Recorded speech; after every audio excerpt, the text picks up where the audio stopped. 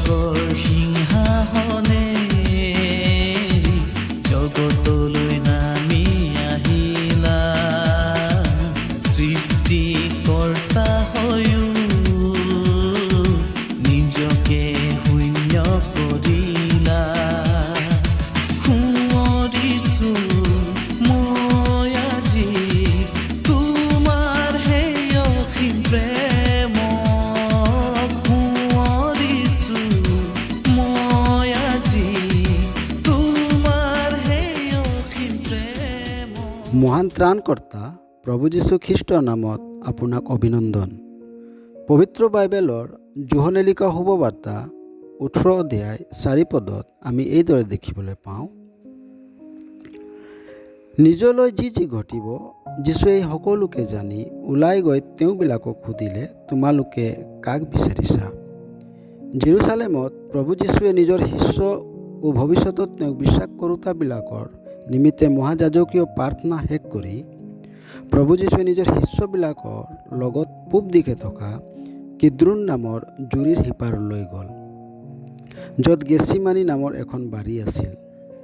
মাজে সময়ে তেওঁ শিষ্যবিলাকৰ লগত সেই বাৰীলৈ প্ৰাৰ্থনাৰ নিমিত্তে গৈছিল। আৰু তেওঁক শত্ৰুৰ হাতত শুদাই দিয়া যি জিহুদা সেই বাৰীখনৰ বিষয়ে জানিছিল। এইকাৰণে জিহুদাই সৈন্যদল আৰু প্ৰধান পুৰোহিত আৰু ফৰিচীবিলাকৰ পৰা পোৱা টেকেলা আৰু জোৰ আৰু অৰিয়া আৰু অস্ত্ৰ শস্ত্ৰ লৈ সেই ঠাইত উপস্থিত হৈছিল। প্ৰভু যীশু যিজন জগতৰ পোহৰ হয়, তেওঁক ধৰিবলৈ তেওঁবিলাকে জোৰ আৰু অৰিয়া লগত লৈ আহিছিল। যীশুৱে এই সকলোকে জানি ওলাই গৈ তেওঁবিলাকক সুধিলে, তোমালোকে কাক বিচাৰিছা? প্ৰথমতে তেওঁ জানিছিল যে সেই সময় আহি পৰিছে, এতিয়া তেওঁ মানৱ জাতিৰ বাবে বলিদান হ'ব লাগিব, যাৰ বাবে তেওঁ মানৱ ৰূপত এই ধৰালৈ আহিল। এইটোৱে হৈছে তেওঁৰ ঈশ্বৰত্বৰ প্ৰমাণ। দ্বিতীয়ত, তেওঁ নিজকে তেওঁবিলাকৰ হাতত ধৰা দিবলৈ ওলাল।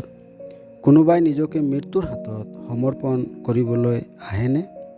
কেতিয়াও নহয়।